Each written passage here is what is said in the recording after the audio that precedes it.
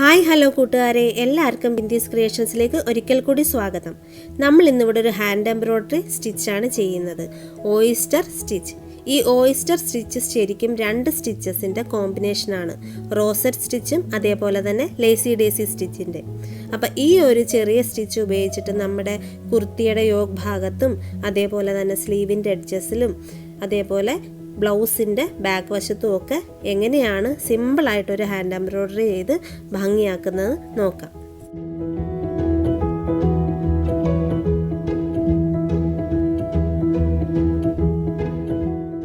അപ്പോൾ നമുക്ക് oyster stitch എങ്ങനെയാണ് ചെയ്യുന്നതെന്ന് നോക്കാം.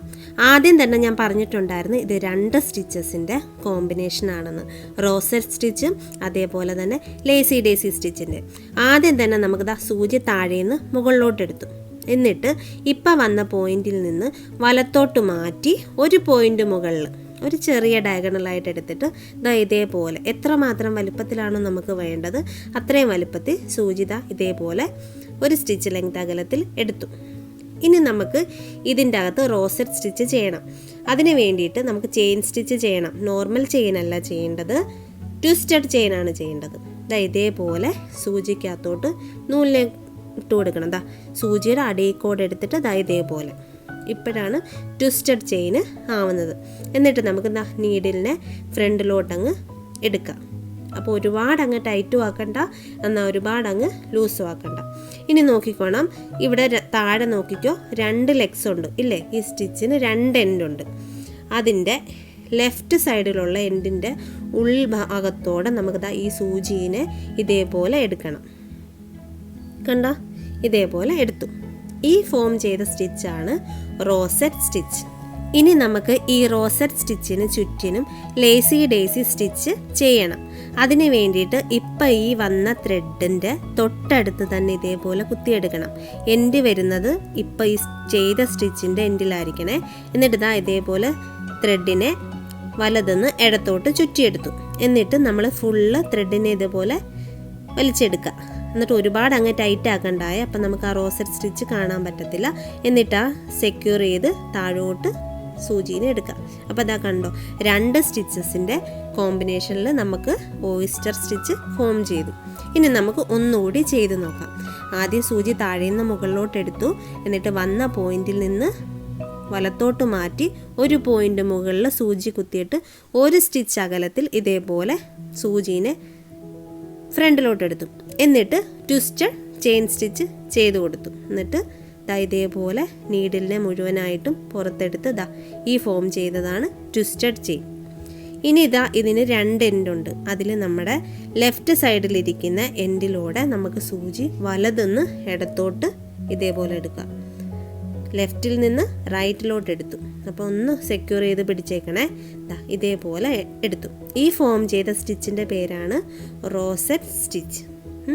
ഇനി നമുക്ക് ലേസി ഡേസി ചെയ്യണം. അതിന് വേണ്ടിയിട്ട് ആ ത്രെഡിൻ്റെ തൊട്ടടുത്ത് തന്നെ ഇതേപോലെ ഒന്ന് സൂചി കുത്തിയിട്ട് നോർമലി നമ്മൾ ലേസി ഡേസി ചെയ്യുന്ന കണക്ക് വലതുനിന്ന് ഇടത്തോട്ട് ചുറ്റിയിട്ട് ഇതേപോലെ വലിച്ചെടുക്കുക.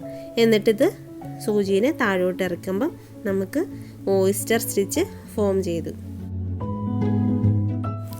അപ്പോൾ ആദ്യമായിട്ട് ഇത് ചെയ്യുന്നവർക്കൊക്കെ ഒന്ന് ബുദ്ധിമുട്ടുണ്ടാവുമേ.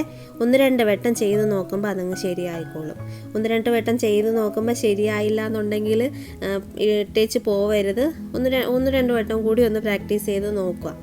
ക്ഷമയോടിരുന്ന് ചെയ്തെടുത്ത് കഴിഞ്ഞാൽ നമുക്ക് പെട്ടെന്ന് തന്നെ ചെയ്തെടുക്കാൻ പറ്റുന്നൊരു സ്റ്റിച്ചാണ് ഈ ഓയിസ്റ്റർ സ്റ്റിച്ച്. ഇനി നമുക്ക് ഈ രണ്ട് സ്റ്റിച്ചിൻ്റെ എൻഡിൽ ഇതേപോലെ ബീഡ്സ് വെച്ച് കൊടുക്കാം. അപ്പം നമുക്ക് ഇഷ്ടമുള്ള ബീഡ്സ് വെച്ച് കൊടുക്കാം. അപ്പം ഞാൻ ചെറിയ നീഡിൽ ഉപയോഗിച്ചിട്ട് അറ്റത്ത് 3 ബീഡ്സ് ഇതേപോലെ വെച്ച് കൊടുത്തു. ഇനി നമുക്ക് ക്രിസ്മസ് ഒക്കെ അല്ലേ വരുന്നത്. അപ്പോൾ ക്രിസ്മസിൻ്റെ നമുക്ക് മെയിനായിട്ട് യൂസ് ചെയ്യുന്ന കളേഴ്സ് വൈറ്റും റെഡും ഒക്കെ അല്ലേ. അപ്പോൾ വൈറ്റ് കളറിലെ ഒരു കുർത്തിയുടെ മെറ്റീരിയൽ എടുക്കുക. അല്ലെന്നുണ്ടെങ്കിൽ വൈറ്റ് കുർത്തി എടുത്തിട്ട് നമുക്ക് അതിൻ്റെ യോക്ക് ഭാഗത്തോ അല്ലെങ്കിൽ സ്ലീവിൻ്റെ ഭാഗത്തോ ഒക്കെ ഇതേപോലെ പെട്ടെന്ന് തന്നെ നമുക്ക് സ്വന്തമായിട്ട് സ്റ്റിച്ച് ചെയ്ത് ഡിസൈൻ ചെയ്തെടുക്കാം. ഞാൻ ഈ സ്റ്റിച്ചസ് ചെയ്തേക്കുന്നത് 1 ഇഞ്ച് ഗ്യാപ്പിലാണ്. ആദ്യത്തെ ലൈൻ ചെയ്തിട്ട് അടുത്ത ലൈൻ ചെയ്തപ്പോൾ ആദ്യം ചെയ്ത 2 സ്റ്റിച്ചസിൻ്റെ സെൻറ്ററിലായിട്ടാണ് അടുത്ത ആ ഒരു സ്റ്റിച്ച് ചെയ്തെടുത്തേക്കുന്നത്. അപ്പം വളരെ പെട്ടെന്ന് തന്നെ ചെയ്തെടുക്കാൻ പറ്റുന്ന ഒരു സ്റ്റിച്ചാണ് ഓയിസ്റ്റർ സ്റ്റിച്ച്. അപ്പോൾ എല്ലാവരും ഒന്ന് ട്രൈ ചെയ്ത് നോക്കുക. ട്രൈ ചെയ്തിട്ട് ഇഷ്ടമാവുകയാണെന്നുണ്ടെങ്കിൽ മറ്റുള്ളവർക്ക് ഷെയർ ചെയ്ത് കൊടുക്കാനും ഒന്നും മറക്കല്ലേ.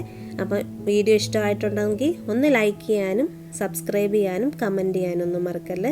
അതേപോലെ സബ്സ്ക്രൈബ് ചെയ്യുമ്പോൾ അടുത്തുള്ള ബെല്ലൈക്കൺ കൂടി പ്രസ് ചെയ്യണേ. അപ്പോൾ അടുത്തൊരു വീഡിയോ ആയിട്ട് പെട്ടെന്ന് തന്നെ കാണാം. നന്ദി, നമസ്കാരം.